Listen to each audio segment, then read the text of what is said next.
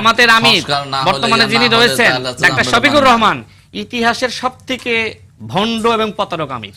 আপনার সাথে দেখেন আপনাদের অতীতের না রুচি টেবিলে আসে মাঝে মাঝে এমন শব্দ চয়ন করেন আপনি আপনার স্পর্ধা থাকা একটা বিরোধী দলের নেতার বিরুদ্ধে কথা বলেন, আপনি মিথ্যা বলবেন, ভণ্ডামি করবে, মিথ্যাচার করবে। আজকে শুনেন, শেষ করি। কি এসে আসবে মানে কি? আপনারা কি শব্দ উচ্চারণ করেন? আপনারা কি বলছেন যে সরকার প্রতারণা করছে?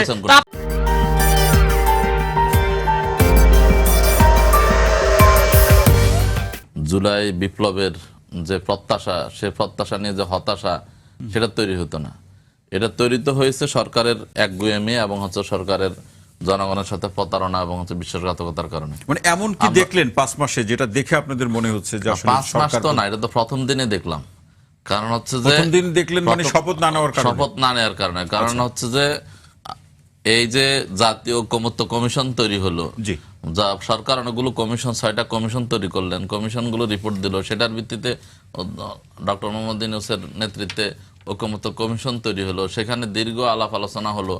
আজকে যিনি বলতেছেন যে সংবিধান সংস্কার সংবিধান সম্মত না, সংবিধান বিশেষজ্ঞ, সর্ববিষয়ে বিশেষজ্ঞ আমাদের স্বরাষ্ট্রমন্ত্রী, তিনি সেখানে নেতৃত্ব দিলেন। তিনি তখন জাতিকে সামনে রেখে বললেন একটা গণভোট হবে, গণভোটে যদি জনগণ হায়ের পক্ষে রায় দেয় তাহলে সরকার বাধ্য থাকবে সেটাকে অক্ষর অক্ষরে বাস্তবায়ন করতে এবং সরকার সেটা বাস্তবায়ন করবে। তো সেই কথাগুলো তিনি তখন বললেন। কিন্তু যখনই নির্বাচনটা হয়ে গেল, সেই নির্বাচনে 2টা ভোট হয়েছে আপনি জানেন, যে একটা হচ্ছে যে সরকার গঠনের জন্য, আর একটা হচ্ছে যে গণভোট সংস্কারের জন্য। এবং সে সংস্কার কি প্রক্রিয়ায় হবে, কোন কোন প্রশ্নে হবে, 4টা প্রশ্ন সংস্কারের এবং হচ্ছে যে প্রক্রিয়াটা সবকিছু নির্বাচন কমিশন তার সেই ইয়ার মধ্যে ওয়েবসাইটে প্রকাশ করেছে। তখন কিন্তু তাদের কোনো প্রশ্ন ছিল না। এবং সেই সময় আমাদের বর্তমান প্রধানমন্ত্রী তারেক রহমান তিনি গণভোটের পক্ষে রায় মানে সমর্থন চেয়েছেন, জনগণকে ভোট দিতে বলেছেন। আমাদের স্বরাষ্ট্রমন্ত্রী মির্জা ফখরুল ইসলাম আলমগীর সবাই মিলে কিন্তু গণভোটের পক্ষে তিনরা কি করেছেন বলেছেন। যদিও ভিতরে ভিতরে ভিন্ন রূপ প্রচারণা করেছেন, কোন কোন জায়গায় ভিন্ন রূপ হচ্ছে যে গণভোট না দেওয়ার জন্য সেটা করেছেন। সেটা যদি হয় তাহলে 70% ভোট তো পেত না। না, কিন্তু সেটা প্রকাশ্যে বলার সাহস পান না, কারণ তাহলে তো জনগণ বিএনপিকে প্রত্যাখ্যান করবে, সে আশঙ্কা ছিল। এবং সেটা দেখেছেন এখন স্বরাষ্ট্রমন্ত্রী সংসদ দাঁড়িয়ে বলছে যে নির্বাচনের জন্য, জনগণের ম্যান্ডেট পাওয়ার জন্য তারা হচ্ছে যে সে সময় গণভোটের পক্ষে রায় চেয়েছেন। মানে প্রতারণা কাকে বলে? আমাদের কিছুদিন আগে দেখলাম যে সড়ক মন্ত্রী তিনি ইয়েতে সংসদে দাঁড়িয়ে বলতেছেন যে আসলে টোল মকুব করা তো সম্ভব না, কিন্তু ভোট পাওয়ার জন্য সে সময় আমরা ভোটের আগে সেটা লজ্জাও লাগে না একটা সরকারের মানে মন্ত্রী সংসদে দাঁড়িয়ে বলে যে আমি ভোট পাওয়ার জন্য এই কথাগুলো বলেছি। এটা প্রতারণার একটা সীমা থাকা উচিত। অপকৌশল তো কোনো রাজনীতি হতে পারে না। আপনি তো নির্বাচন না হওয়ার বিতর্কটা সেটা কি কৌশল ছিল না? বিএনপি এরকম একটা দল, মানে ওনারা খুবই জনপ্রিয়, মানে হচ্ছে যে 2-3 এখন আসন পেয়েছেন, অনেকেও বলেন যে পুরাটাই পাওয়ার কথা ছিল, হয়তো ওনাদের অনেকে এরকম দাঁড়িয়ে করান যে বিদ্রোহী ছিল এই জন্য হয়তো পায় না, সবই পাই যেত। তাহলে এত বড় দল হওয়ার পরে নিজের উপরে এতটুকু মানে কনফিডেন্স কেন থাকে না যে না ওনারা দাবি আদায় করতে পারবেন? কেন প্রতারণার আশ্রয় নিতে হয়? কেন ধোঁকাবাজির আশ্রয় নিতে হয়? শুধু তো নির্বাচনের জন্য এতগুলো লোক জীবন দেয় না, এত রক্ত দেয় না। জামাত ইসলাম যখন নির্বাচন চেয়েছে তার আগে যদি কিন্তু তবে শুধুমাত্র ক্ষমতার পরিবর্তনের জন্য ফ্যাসিবাদিক সব কায়দা থেকে যাবে, সংবিধানের ফ্যাসিবাদের সব বীজ থেকে যাবে, আর আপনি শুধু হাসিনার জায়গায় তারেক রহমান বসবে, এই জন্য কি এত লোক জীবন দিয়েছে, এত রক্ত দিয়েছে? তখনও সেটা বলেছে। ঐকমত্য কমিশনের আলোচনায় আমি ছিলাম বলেই টকশোতে কথা বলতে আমার সুবিধা হয়, না হলে তো আমি বিপদে পড়ে যেতাম। আমার কাছে মনে হয় যে বিএনপি বা অন্য দলের যারা বিএনপির সাথে আছে, যারা ঐকমত্য কমিশনের আলোচনায় ছিল না, তারা মাহফুজ ভাইদের কথা শুনে কনফিউশনে পড়ে যান যে আসলে কি বিএনপি প্রতারণা করছে। তো আমি যেহেতু আলোচনায় ছিলাম, আমার আসলে কোনো কনফিউশন নাই। আমি তার কথাগুলো নেভার, আমার কোনো অবস্থা চেঞ্জ হয়নি, আমি দেখাতে পারবেন না এই কথা তো আপনি প্রতিদিন বলেন। না, এটা তো বাস্তবতা না, আমি তো বিএনপি নেতা ওই সময় ছিলাম, গণ অধিকার পরিষদের নেতা। বিএনপি নেতা হিসেবে তো ওখানে যান নাই, ওই সময় তো গণ অধিকার সেক্রেটারি হিসেবে গেছেন। ওই সময় গণ অধিকার পরিষদের সেক্রেটারি হিসেবে গিয়েছি, বাট বিএনপির সাথে যুগপৎ আন্দোলন ছিল, একসাথে আমরা ছিলাম, একসাথে পথ চলেছি, একসাথে রাজনীতি করেছি, একসাথে আন্দোলন করেছি। আপনার নেতা তো জাসদ ছাত্রলীগের নেতা ছিল। জামাতের আমির বর্তমানে যিনি রয়েছেন ডাক্তার শফিকুর রহমান ইতিহাসের সবথেকে ভণ্ড এবং প্রতারক আমির। আপনার সাথে দেখেন, কথা আপনাদের বলার অতীতের রুচি নাই, আপনি না, কথাতে রুচি- টেবিলে আসে মাঝে মাঝে এমন শব্দ চয়ন করেন, আপনার আপনার শোনেন, স্পট দেওয়া থাকা উচিত। একটা বিরোধী দলের নেতার বিরুদ্ধে রাশেদ আপনি বলেন। কথা বলার আপনি একটা মিথ্যা ইয়ে বলবেন, থাকেন। ভণ্ডামি শব্দ করবে, চয়ন মিথ্যাচার করতে করবে। হবে, শব্দ চয়ন আজকে করেন। আজ শোনেন, শিখেন, শেষ কিছু করি। শিখে তারপর সব ইয়েতে আসেন।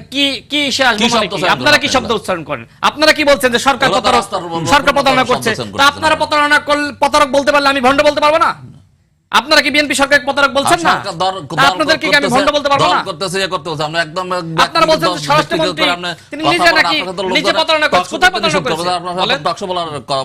আপনি বলেন যে বিএনপি কে আপনি প্রতারক বলতেছেন না? তাহলে আপনি প্রতারক বলতে পারলে আপনি ভণ্ড কেন বলতে পারবেন স্বরাষ্ট্রমন্ত্রীর না? দ্বারাই তো বলতেছেন। আপনি তো স্বরাষ্ট্রমন্ত্রীকে ভণ্ড বললেন, আপনি নিজেই তো বললেন। আপনি বললেন যে প্রতারণা আমি করেছে। ভণ্ড বলছি, আপনি- প্রতারক আপনি বলেছেন না? মিথ্যা আপনি অপবাদ প্রতারণা দেন। করেছে এই কথা বলেছেন না? তো প্রতারণা কে করে? আপনি বলেন প্রতারণা কে করে? যারা- না আপনি যারা বাক্য বলতেছেন আর আমি শব্দ গণবর্ধিত বলতেছি, বলে- এটাই তো পার্থক্য। গণবর্ধিত না, বলে আপনি বাক্য খরচ বলতেছেন, দিয়ে আমি করেন। শব্দ বলতেছি, পার্থক্য তো এখানে না, নাকি? আপনি তো ব্যক্তিগত আক্রমণ তাহলে করতেছেন। আপনি বাক্য বলেন নাই? তা আপনি বাক্য বললে সেটার আমি তো দলের শব্দ অবস্থান বলেছি। নিয়ে কথা বলেছি। আপনি দলের অবস্থানের কথা বলেছেন। আপনি স্বরাষ্ট্রমন্ত্রীকে নিজে বলেছেন যে স্বরাষ্ট্রমন্ত্রী জাতির সাথে প্রতারণা করেছে। জি। আপনারা প্রতিনিয়ত বলছেন যে বিএনপি জাতির সাথে গাদ্দারি করেছে, স্বরাষ্ট্রমন্ত্রী গাদ্দারি করেছে। তো এই যে আপনি বাক্য বলতেছেন, আমি জাস্ট এটার একটা নাম বললাম, তাই না? এখানে আপনি আমাকে বলছেন যে আপনার সাথে টকশোতে বসা উচিত না। তো টকশোতে বসবেন কি না বলবেন সেটা আপনার সিদ্ধান্ত। আপনারা যুক্তি তর্কে যখন পারেন না, রুচিবোধ থাকে না। না রুচিবোধ না থাকলে কি করার আছে? আপনাদের রুচিবোধ তো আওয়ামী লীগের সাথে জোট করেছেন, আপনাদের রুচিবোধ তো আপনারা এরশাদের সাথে জোট করেছেন, আপনাদের রুচিবোধ যাদেরকে আপনারা বললেন বাপের থেকে বেশি বাপতে যেও না। কত দল করেছেন, কত জায়গায় কি করেছেন, এগুলো তো আমি আমরা কি জানি দল সবকিছু করেছি? মিয়া। আমি তো গণ অধিকার পরিষদ করেছি, তাই না? এটা তো ওপেন আরো সিক্রেট। অনেক কিছু করেছেন। আপনার জামাতের আমিরের কোন নেতা কোন সে জায়গায় তো ভূমিকা জাসদ রাখছেন সব ছাত্রলীগ জানি। করেছে, তাই না? আপনাদের দলে এরকম কত নেতা আছে ছাত্রলীগ করে এসেছে। আপনারা দেখেন, এই যে 24 রাজাকার মেজর আক্তার, সে আমাকে রাজাকার, এই অভ্যুত্থান চলাকালীন সময়ে একটা ফেজদারি বলে টকশোতে আমাকে রাজাকার বলেছিল। তো সেই ব্যক্তিকে আপনি কিভাবে আপনার দলে নিলেন বলেন? আপনারা বলেন যে 71-এর সাথে আপনারা 24-কে আপনারা মেলাবেন না। তা আপনারা কি করতেছেন? আপনারা যারা 24-এর এই যে গাদ্দার, এই গাদ্দারদেরকে আপনারা কেন দলে নিলেন আমাকে বলেন? আপনারা বিএনপি কে গাদ্দার বলছেন, বিএনপি কে প্রতারক বলছেন। তো এইগুলো কি? আপনি লাইন বলতেছেন আর আমি শব্দ বলতেছি, পার্থক্য এখানে। জি। আপনি আজকে বললেন যে বিএনপি জনগণের সাথে ধোঁকাবাজি করেছে, তার মানে কি বিএনপি ধোঁকাবাজ? বিএনপি কোথায় ধোঁকাবাজি করেছে? একটা প্রমাণ দেন তো। রাশিদ খান একটা পয়েন্ট বলেছেন যে নোট অফ, এই জুলাই সনদ থেকে নোট অফ ডিসেন্ট যে উঠে গেল, এইটা তার ধারণা জামাতের পরামর্শে অন্তর্বর্তীকালীন সরকার সেটা তুলে দিলে। সবকিছু জামাতের পরামর্শে হয় আর ক্ষমতায় যায় বিএনপি। ওই ইয়া থাকে অন্তর্বর্তীকালীন সরকার জামাতের পক্ষে কাজ করে, সেখানকার ওই উপদেষ্টারা যায় হয় বিএনপির মন্ত্রী। মানে হচ্ছে যে ওখানকার আমলারা থাকে এখনো সপদে বহাল, তো ওনারা হচ্ছে যে সবকিছুতে জামাত খোঁজেন। আওয়ামী লীগের এই চরিত্র ছিল, আওয়ামী লীগ সব জায়গাতে জামাত শিবিরকে খুঁজতো, যা হইতো তদন্ত ছাড়া ইয়া ছাড়া সবকিছু জামাত করতে চালাই দিত, চালাইতে তো পরিণতি হয়েছে। তো এখন ওনারাও এই জায়গায় গেছেন, এই ইয়ার এই মানে রোগ ওনাদের এখন দেখা দিছে, যা হয় সেটা জামাত শিবিরকে দায়ী করার প্রবণতা, এটা খুবই মারাত্মক ভয়াবহ। এবং হচ্ছে যে না, আপনারা যে হুঁশিয়ারি দিচ্ছেন, এটা কি জাস্ট মানে হুঁশিয়ারি দেওয়া নাকি এর পিছনে অন্য কোনো ইয়ে আছে? হুঁশিয়ারি সতর্ক করতে হবে। সতর্ক না করলে তো আপনারা পরবর্তী দায়ী করবেন আমাদেরকে, বলুন যে আপনারা তো আগে এরকম বলেন নাই। আপনার যে 91 অবস্থাটা আপনার মাথায় রাখা উচিত। 91-তে জামাত ইসলামী, বিএনপি, আওয়ামী লীগ সবাই এরশাদ বিরোধী আন্দোলন করলো।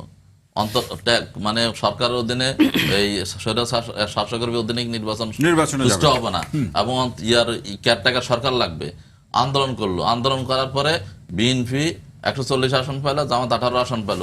জামাত আওয়ামী লীগ প্রস্তাব দিল যে 8টা মন্ত্রণালয় দিবে এবং হচ্ছে যে মানে শেখ হাসিনা তার রাষ্ট্রপতি নির্বাচনের সময় এখন গোলাম আজমকে যদি অনেক গালি দেয়, কিন্তু তার পা ধরে সালাম করার জন্য লোকজন পাঠায়, সব সমর্থন চাইলেন, কিন্তু জামাত ইসলামী সে জায়গায় গেলেন না, নিঃশর্ত সমর্থন দিলেন বিএনপিকে। বিএনপি সরকার গঠন করলো। 91 সাথে এই যে 26-এর নির্বাচনের কি দেখছেন? মিল আছে, মিলটা এই জায়গায় মিল আছে হচ্ছে যে সেই সময় জামাত ইসলামী নিঃশর্ত সমর্থন দিয়ে বিএনপি সরকার গঠন করার সুযোগ দিল, কিন্তু বিএনপি যখন সরকার গঠন করলো তখন বিএনপি এক পর্যায়ে জামাত ইসলামী প্রস্তাব করলো যে ঠিক আছে, কেয়ারটেকার সরকারের জন্য আমরা আন্দোলন করছি, আপনারা এখন এটাকে সংবিধান অন্তর্ভুক্ত করেন। কিন্তু আমাদের প্রধানমন্ত্রী তিনি বললেন, বিএনপি নেত্রী তিনি বললেন যে আসলে বাংলাদেশের শিশু এবং পাগল ছাড়া কোনো লোক কি নাই, নিরপেক্ষ নাই, এটা সম্ভব না, আর সরকার অধীনে নির্বাচন হবে। কিন্তু তখন জামাত বললো যে যদি আপনারা যে এই পথে হাঁটেন তাহলে আমরা কিন্তু আপনাদের সাথে থাকতে পারবো না, আমাদের অঙ্গীকার আমরা যে জন্য আন্দোলন করেছি সেইটার জন্য আমাদেরকে রাজপথে যেতে হবে, আপনারা আমাদেরকে রাজপথে পাঠায়েন না, এই সুযোগ আওয়ামী লীগ নেবে, আওয়ামী লীগ ক্ষমতায় আসবে, কিন্তু আপনারা তখন আমাদেরকে দায়ী করবেন। অনেকভাবে বোঝানোর চেষ্টা করলেন কিন্তু তারা বুঝলেন না, গো ধরলেন, এবং শেষ পর্যন্ত তখন জামাত ইসলামী সংসদ থেকে পদত্যাগ করে রাজপথে চলে গেলেন, আন্দোলন গড়ে তুললেন।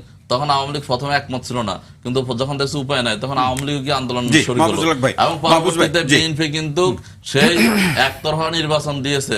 বিএনপির ইতিহাসে সবচেয়ে কালো অধ্যায় সংবিধান সংশোধন করে কেয়ারটেকার সরকার আনতে হয়েছে। অসংখ্য ধন্যবাদ।